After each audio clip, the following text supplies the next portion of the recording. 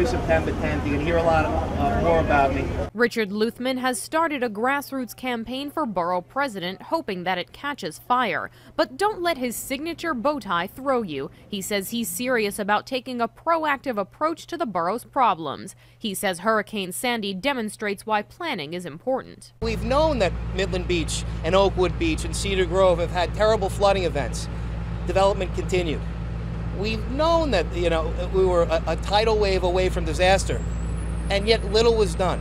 Luthmann is a lawyer practicing tax and elder law. He was born and raised on the island and currently lives in Silver Lake. He says he's seen the borough change in that time and says with more changes coming, especially on the North Shore where the Wheel Project and Homeport are taking shape, local leaders need to think ahead. We need to have the full transportation impact. We need to have the full educational impact.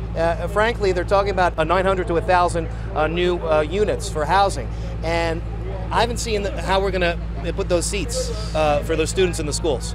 Luthmann says he knows he faces an uphill battle. Not only is he new to politics, but he must also win a primary election before he can be on the ballot for the general election. But he says part of the reason he's running is because no candidate should have it easy. Luthmann will face Democrat Louis Leedy in September. The winner will then challenge Republican Councilman James Otto in November. I don't want to see anybody walk into an open seat in the borough president's office without having to answer questions for their public service. As he continues on the campaign trail, Luthmann says he looks forward to hearing all the candidates answer questions about issues like transportation, education, and the borough's prescription drug epidemic, problems he says he can solve. In Port Richmond, Mara Montalbano, New York 1.